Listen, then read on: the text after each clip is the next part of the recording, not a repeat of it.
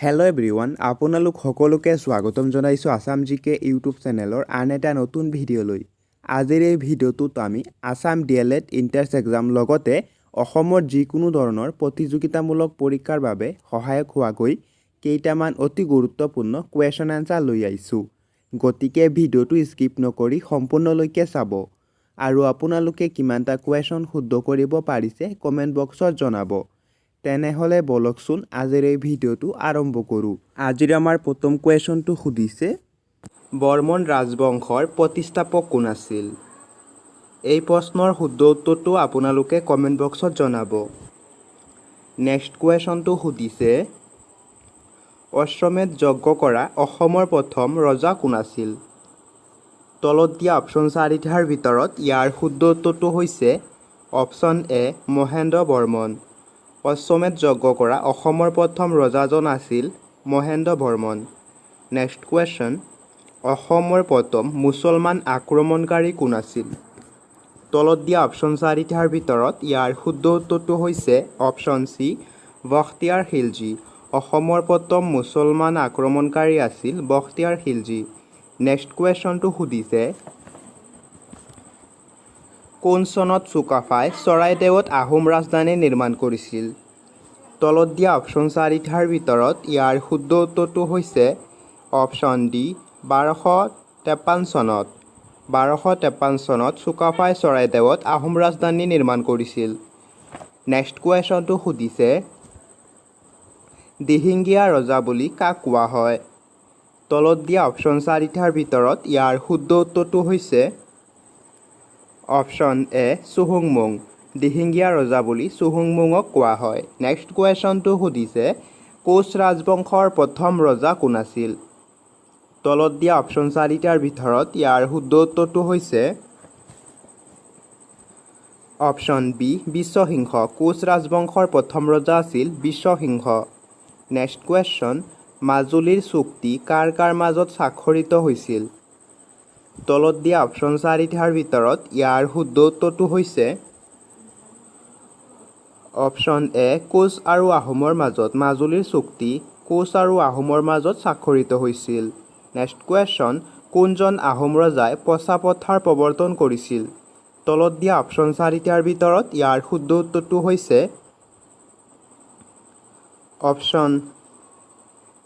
Option C Pratapsingha. প্ৰতাপসিংহই পচাপথাৰ প্ৰৱৰ্তন কৰে। Next question, অসুৰালি চুক্তি কেতিয়া স্বাক্ষৰিত হৈছিল? তলত দিয়া অপশ্যন চাৰিটাৰ ভিতৰত ইয়াৰ শুদ্ধ উত্তৰটো হৈছে অপশ্যন ডি 1638 চনত। অসুৰালি চুক্তি 1638 চনত স্বাক্ষৰিত হৈছিল। নেক্সট কুৱেশ্যন, কোন মোগল সেনাপতিয়ে আহোম ৰাজ্য আক্ৰমণ কৰি গড়গাঁও দখল কৰিছিল? তলত দিয়া অপশ্যন চাৰিটাৰ ভিতৰত ইয়াৰ শুদ্ধ উত্তৰটো হৈছে অপশ্যন এ মীৰ জুমলা। মোগল সেনাপতি মীৰ জুমলাই অসম আক্ৰমণ কৰি গড়গাঁও দখল কৰে। নেক্সট কুৱেশ্যন, প্ৰথম অসমীয়া চনেট পুথিখনৰ নাম কি? তলত দিয়া অপশ্যন চাৰিটাৰ ভিতৰত ইয়াৰ শুদ্ধ উত্তৰটো হৈছে অপশ্যন এ মালচ। প্ৰথম অসমীয়া চনেট পুথিখনৰ নাম হৈছে মালচ। নেক্সট কুৱেশ্যন, প্ৰথম অসমীয়া চুটিগল্পৰ ৰচয়িতা কোন? তলত দিয়া অপশ্যন চাৰিটাৰ ভিতৰত ইয়াৰ শুদ্ধ উত্তৰটো হৈছে অপশ্যন বি লক্ষ্মীনাথ বেজবৰুৱা। প্ৰথম অসমীয়া চুটিগল্পৰ ৰচয়িতা হৈছে লক্ষ্মীনাথ বেজবৰুৱা। নেক্সট কুৱেশ্যন, জ্ঞানপীঠ বঁটা বিজয়ী প্ৰথম অসমীয়া পুথিখনৰ নাম কি? তলত দিয়া অপশ্যন চাৰিটাৰ ভিতৰত ইয়াৰ শুদ্ধ উত্তৰটো হৈছে অপশ্যন চি মৃত্যুঞ্জয়। জ্ঞানপীঠ বঁটা বিজয়ী প্ৰথম অসমীয়া পুথিখনৰ নাম হৈছে মৃত্যুঞ্জয়। নেক্সট কুৱেশ্যনটো সুধিছে, সাহিত্য একাডেমী পুৰস্কাৰপ্ৰাপ্ত প্ৰথম অসমীয়া উপন্যাসখনৰ নাম কি? তলত দিয়া অপশ্যন চাৰিটাৰ ভিতৰত ইয়াৰ শুদ্ধ উত্তৰটো হৈছে অপশ্যন এ ইয়াৰুইংগম। সাহিত্য একাডেমী পুৰস্কাৰপ্ৰাপ্ত প্ৰথম অসমীয়া উপন্যাসখনৰ নাম হৈছে ইয়াৰুইংগম। নেক্সট কুৱেশ্যনটো সুধিছে, সাহিত্য একাডেমী পুৰস্কাৰপ্ৰাপ্ত প্ৰথম অসমীয়া পুথিখনৰ নাম কি? তলত দিয়া অপশ্যন কেইটাৰ ভিতৰত ইয়াৰ শুদ্ধ উত্তৰটো হৈছে অপশ্যন বি বনফুল। সাহিত্য একাডেমী পুৰস্কাৰপ্ৰাপ্ত প্ৰথম অসমীয়া পুথিখনৰ নাম হৈছে বনফুল। নেক্সট কুৱেশ্যনটো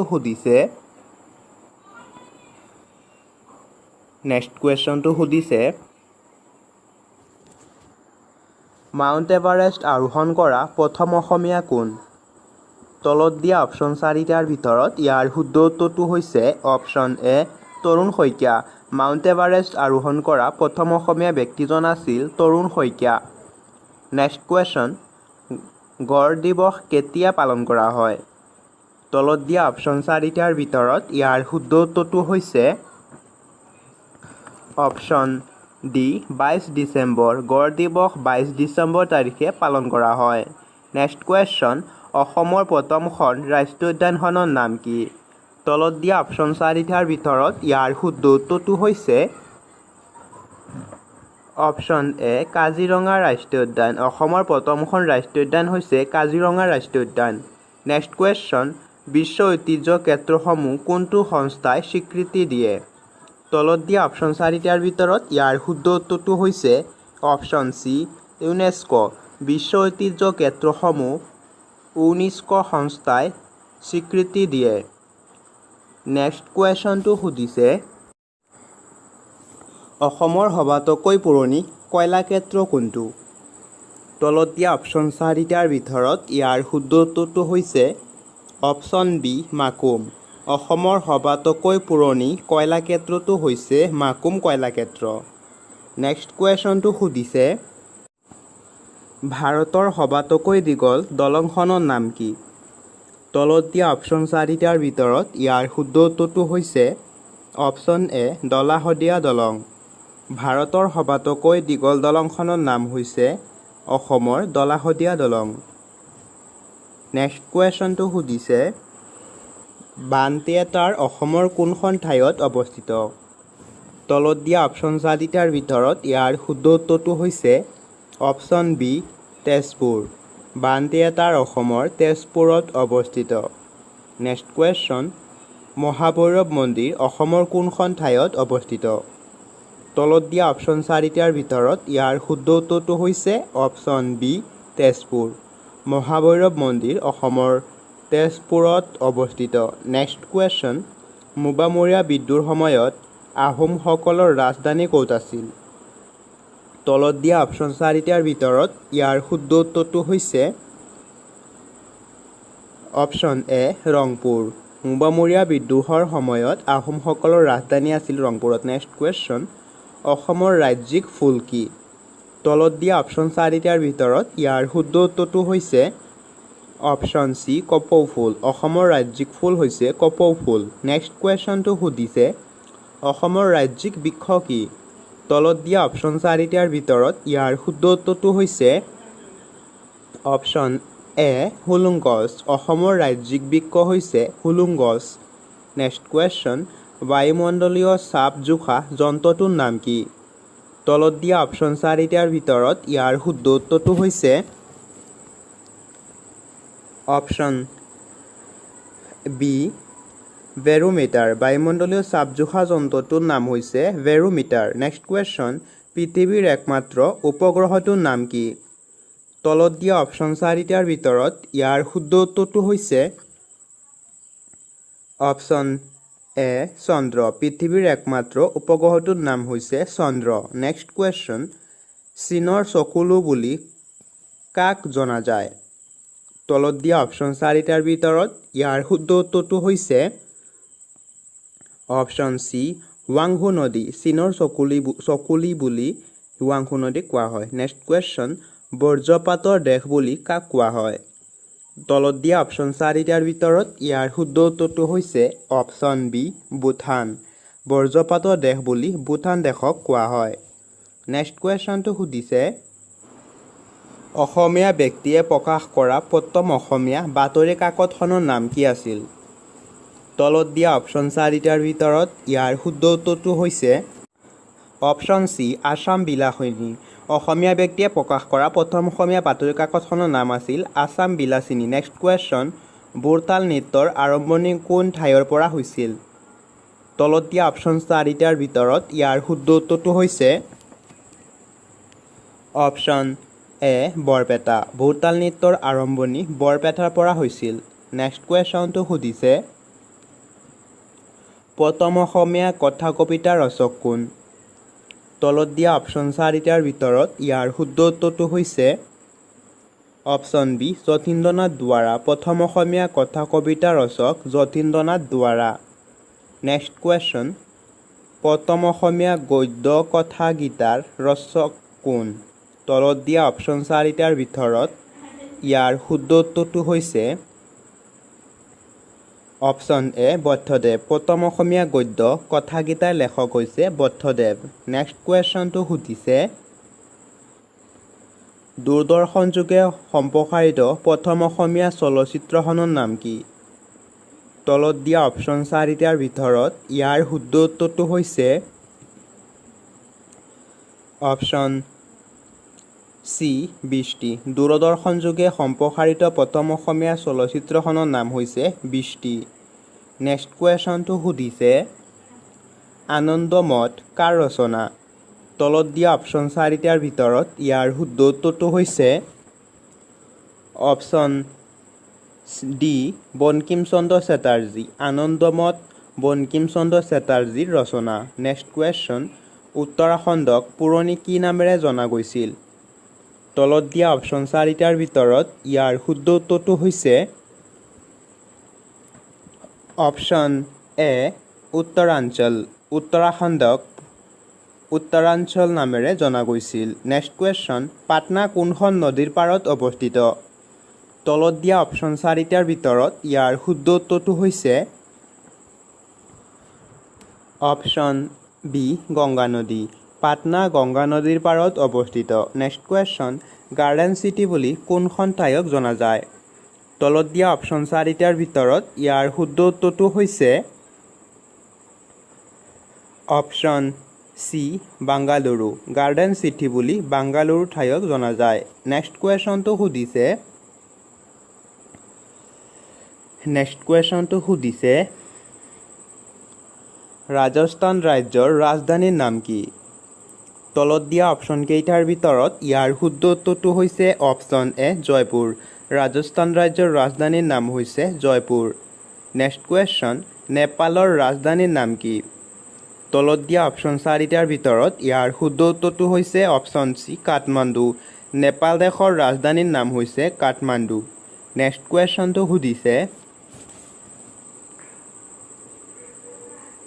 কুৱেশ্যনটো সুধিছে তলৰ কোনজন কামৰূপৰ ৰজা হৰ্ষবৰ্ধনৰ সমসাময়িক আছিল? তলত দিয়া অপশ্যন চাৰিটাৰ ভিতৰত ইয়াৰ শুদ্ধ উত্তৰটো হৈছে option A Bhaskar Barman. Next কুৱেশ্যনটো সুধিছে অসম চুক্তিৰ ফলস্বৰূপে কোনটো শোধনাগাৰ স্থাপন কৰা হৈছিল? তলত দিয়া অপশ্যন চাৰিটাৰ ভিতৰত ইয়াৰ শুদ্ধ উত্তৰটো হৈছে অপশ্যন চি নুমলীগড় তেল শোধনাগাৰ। অসম চুক্তিৰ ফলস্বৰূপে নুমলীগড় তেল শোধনাগাৰ স্থাপন কৰা হৈছিল। নেক্সট কুৱেশ্যনটো সুধিছে নাগালেণ্ড অসমৰ পৰা কোন চনত পৃথক কৰা হৈছিল? তলত দিয়া অপশ্যন চাৰিটাৰ ভিতৰত ইয়াৰ শুদ্ধ উত্তৰটো হৈছে অপশ্যন এ 1963 চনত। নাগালেণ্ড অসমৰ পৰা 1963 চনত পৃথক হৈছিল। নেক্সট কুৱেশ্যন মহেঞ্জোদাৰো কোন নদীৰ পাৰত অৱস্থিত? তলত দিয়া অপশ্যন চাৰিটাৰ ভিতৰত ইয়াৰ শুদ্ধ উত্তৰটো হৈছে অপশ্যন বি সিন্ধু নদী। মহেঞ্জোদাৰো সিন্ধু নদীৰ পাৰত অৱস্থিত। নেক্সট কুৱেশ্যন কোনখন বেদ আটাইতকৈ পুৰণি? তলত দিয়া অপশ্যন চাৰিটাৰ ভিতৰত ইয়াৰ শুদ্ধ উত্তৰটো হৈছে অপশ্যন বি ঋগ্বেদ। ঋগ্বেদ হৈছে আটাইতকৈ পুৰণি গ্ৰন্থ। নেক্সট কুৱেশ্যন আলেকজেণ্ডাৰে কেতিয়া ভাৰত আক্ৰমণ কৰিছিল? তলত দিয়া অপশ্যন চাৰিটাৰ ভিতৰত ইয়াৰ শুদ্ধ উত্তৰটো হৈছে অপশ্যন ডি 326 খ্ৰীষ্টাব্দত। আলেকজেণ্ডাৰে 326 খ্ৰীষ্টপূৰ্বত ভাৰত আক্ৰমণ কৰিছিল। নেক্সট কুৱেশ্যন মহাত্মা গান্ধীয়ে সত্যাগ্ৰহৰ পন্থা পোনপ্ৰথমে ক'ত অৱলম্বন কৰিছিল? তলত দিয়া অপশ্যন চাৰিটাৰ ভিতৰত ইয়াৰ শুদ্ধ উত্তৰটো হৈছে অপশ্যন বি দক্ষিণ আফ্ৰিকা মহাত্মা গান্ধীয়ে সত্যাগ্ৰহৰ পন্থা দক্ষিণ আফ্ৰিকাত অৱলম্বন কৰিছিল নেক্সট কুৱেশ্যন অৰ্জুন বঁটা লাভ কৰা প্ৰথম অসমীয়া কোন তলত দিয়া অপশ্যন চাৰিটাৰ ভিতৰত ইয়াৰ শুদ্ধ উত্তৰটো হৈছে অপশ্যন এ বুগেশ্বৰ বৰুৱা অৰ্জুন বঁটা লাভ কৰা প্ৰথম অসমীয়া ব্যক্তিজন হৈছে বুগেশ্বৰ বৰুৱা নেক্সট কুৱেশ্যন নিম্নলিখিত কোনটো দহন প্ৰক্ৰিয়াৰ বাবে অপৰিহাৰ্য তলত দিয়া অপশ্যন চাৰিটাৰ ভিতৰত ইয়াৰ শুদ্ধ উত্তৰটো হৈছে অপশ্যন বি অক্সিজেন অক্সিজেন দহন প্ৰক্ৰিয়াৰ বাবে অপৰিহাৰ্য নেক্সট কুৱেশ্যনটো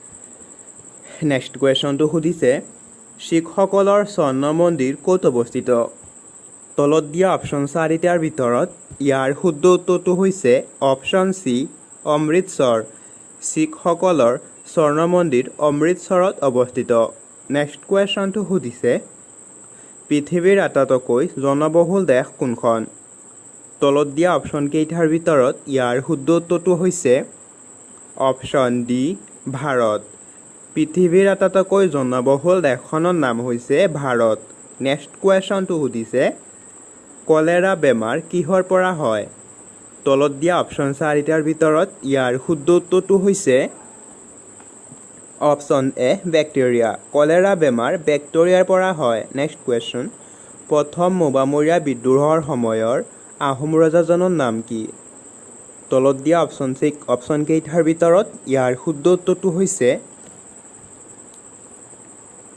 অপশ্যন বি লক্ষীসিংহ প্ৰথম মোৱামৰীয়া বিদ্ৰোহৰ সময়ৰ আহোম ৰজাজনৰ নাম আছিল লক্ষীসিংহ নেক্সট কুৱেশ্যন অসমৰ কোনখন জিলাত বৰ্তমান জনসংখ্যা আটাইতকৈ কম তলত দিয়া অপশ্যন চাৰিটাৰ ভিতৰত ইয়াৰ শুদ্ধ উত্তৰটো হৈছে অপশ্যন চি ডিমা হাছাও অসমৰ ডিমা হাছাও জিলাত বৰ্তমান জনসংখ্যা আটাইতকৈ কম নেক্সট কুৱেশ্যন কুশল কোঁৱৰক কিমান চনত ফাঁচি দিয়া হৈছিল তলত দিয়া অপশ্যন চাৰিটাৰ ভিতৰত ইয়াৰ শুদ্ধ উত্তৰটো হৈছে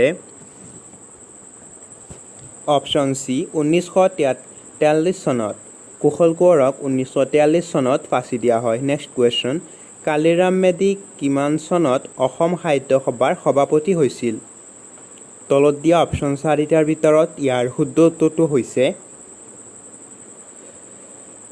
অপশ্যন বি 1919 চনত কালিৰাম মেধি 1919 চনত অসম সাহিত্য সভাৰ সভাপতি হৈছিল নেক্সট কুৱেশ্যন মোৰ যে কিমান হেঁপাহ পুথিখনৰ বাবে কোনে সাহিত্য একাডেমী বঁটা লাভ কৰিছিল তলত দিয়া অপশ্যন চাৰিটাৰ ভিতৰত ইয়াৰ শুদ্ধ উত্তৰটো হৈছে অপশ্যন এ কেশৱ মহন্ত মোৰ যে কিমান হেঁপাহ পুথিখনৰ বাবে সাহিত্য একাডেমী বঁটা লাভ কৰিছিল কেশৱ মহন্তই নেক্সট কুৱেশ্যনটো সুধিছে